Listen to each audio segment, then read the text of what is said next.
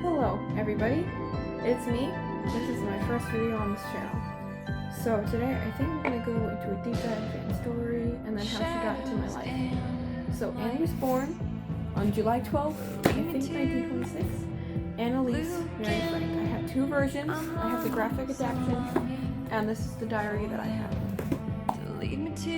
She grew up in Frankfurt, Germany with an average life, her older sister Margot. But then in 1933, Hitler came into power. And that was a really bad thing for them. As you know, Hitler disguised Jews as the most evilest thing. That they were the cause for poverty, for war. They were the reason that they lost the Great War as in World War I. That they caused all of it. And it was no longer safe in Germany. And Otto Frank, Edith, and Margot, they first moved to the Netherlands, where he found a company, which is Opekta, a stabilizer for jam. And soon, on Margot's 8th birthday, Anne came back. Also, I'm doing some painting. This is going to be a present for my math teacher, because she's done so much for me, and she deserves it. So, just listen to my whole thing. Sound good? Good. So, continuing. And then, the Netherlands, of course, got taken in Germany too. And the same thing that was happening in Germany was now happening in Amsterdam. And they tried to get to America, but Otto realized that it was far too late to get out of the country. He was not given a visa or anything. They wouldn't let him leave the country.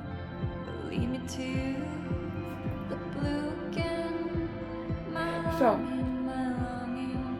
there was only one choice: to go into hiding. 2 weeks before, on June 12th, her birthday, 1942, and on 13th birthday, she got that diary. And we got to read all of it.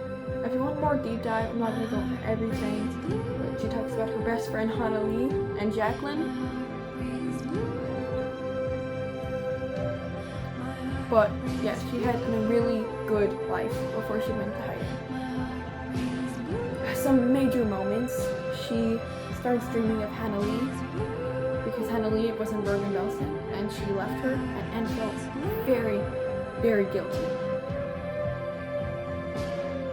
Her mother, Edith, always had major conflicts, just all the time. And sometimes with her older sister, who was 16 at the time, Margot. When Anne was about 14, she started taking a liking to Peter. She already loved Peter before, who she called Patel. But of course with the war, she couldn't see him anymore. So she was so desperate and lonely. She went up to him and they kissed and they laughed, and all the time she would love seeing that sun outside her window.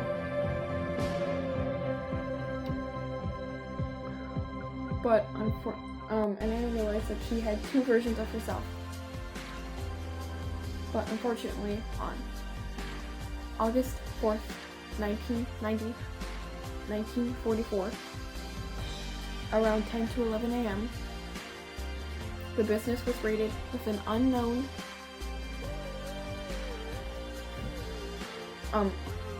zoned out there for a second, with an unknown person gave them a call and told them that there was 8. Now, to this day, we still don't fully understand who betrayed Anne, but we believe it was one of the co-workers or a person hearing them. It could have been anybody. Continuing, they were first sent to this big building where they were kept in the dark. Also was taken was Mr. Kleiman and Mr. Kugler. Miep made a connection with the officer, who was also from Vienna, just like she was. I'm gonna drink some water.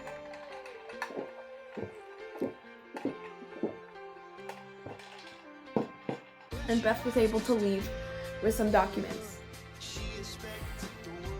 And soon, Meep and Margot were in Bergen-Belsen, and Augusta, she went through many camps. And Peter, Herman, Edith, and Otto were all in Auschwitz, and so was Mr. Dussel. He's not very important to Anne's story, but he was still worth mentioning. He loved his wife Lottie. No one really knows how he died. We think it was from sickness or from exhaustion. He died sometime in April 1945. We never really figured it out. Augusta was thinking she died in Memphis on a train to another camp. Herman was gassed, and the Auschwitz gas chambers, before they were closed, they were on the last trip to these. Peter went on a death march and did not make it. Mr. Kleiman and Mr. Kugler were both able to escape by the Red Cross, and during an air raid, Mr. Kugler escaped. And then Edith died from total starvation and exhaustion. Otto came back, and he hoped that he could find Margot and Anne. Someone who had been in the camp with them came to him and told him that the girls were no longer there. And that made me cry, because Anne had such a dream. Of course, her dream did come true, one of the most youngest artists to ever succeed. But then Meep gave Otto Anne's diary. Margot had one too, but they never found it. Eventually, he posted it, and now it's in multiple languages and all over the world. You can see her annex or her childhood home. You can go see on her school, which is now named after her. You can go see all of it, all of Anne's life. There's actually, in the Anne Frank house, one called Anne Frank Was Here, which is still making episodes that I've been keeping up with. And if you want more detail on concentration camps, you can go to the Holocaust Memorial Museum on YouTube, where they do more of a deep dive into the acts. Continuing, Otto Frank later died in 1980, and so did the rest of them, including Meep's husband. But Meep continued to tell Anne's story well into 2011 when he died. And so did Anne's friend Honolulu, who they met at the fence and talked until Anne and Margot died, which also makes me cry. And how I found Anne Frank. In the beginning of the school year, I started learning about the Holocaust and Anne, and I read the play. And then I went on YouTube, and I found Remember Anne Frank's channel, who influenced me so much. We want to collab, but we don't know what to do yet, so we're still just thinking of ideas. But she has been such a great friend to me and my channel, and helped influencing it. Continuing, I remember crying when I first learned that Anne died, because I wanted her dream to come true, and then I realized it did, even if she wasn't there for it. I'll show you a page. But Anne wanted to become a writer, and technically she did. She just wasn't there for it. This is really what Anne pictured herself, sort of, in a way.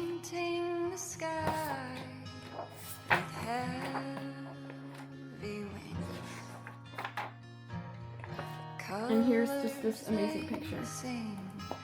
And in the first parts of her diary, she writes this, which I will write. Dear Kitty, I hope I will be able to confide everything to you, as I have never been able to confide in anyone, and I hope you will be a great source of comfort and support. So, yeah, that's Anne's story. I didn't go into full detail of her going to Bergen-Belsen and the Westerbork camp, which is even more of a crazy camp on its own. In that camp, they didn't let anyone know about the West. They didn't even want people to question it or what was going on back there. They had schools, though, and hospitals, and people thought that, man, it was safe. But really, was it? It wasn't. I hope you can go find others like Hannah Lee or Jacqueline, of people telling Anne's story and about the Holocaust in general, because to me it's so interesting. I myself am not Jewish. I do have some Jewish friends who are almost as interested as much as I am, but none of them really love it as much as I do. And that's why I'm glad I find some people on here that are interested in it as much as I do, so I can share on this channel all that I love and that I can create and give everything You guys mean a lot to me. And now that I have 138, I think, subscribers, I'm so thankful and grateful that my channel gets to boom with you guys. I'll be going to the Chicago Science and Interesting Museum, where they've made a whole entire replica of the annex and have artifacts that I can't wait to go see. I'll be making a full video of that on my channel, and I want to thank you all, especially people like Roliv at G. I'm not gonna say the name, but she's been a huge fan, one of my number one fans besides Remember and Frank. I'm probably her number one fan. Of course, I don't do all just Anne Frank. I like Hamilton. I love musicals. As you guys all know, I love to draw. I love Demon Slayer. I love all that stuff. Oh, and here's Cheesecake. He says hello to you all. So it is at 10 minutes, but I'm gonna end it. That's enough for my first video. Maybe longer next time, but thank you all for checking in, and I love you all very much. You mean the world to me. And goodbye, and I will see you next time. Bye, guys.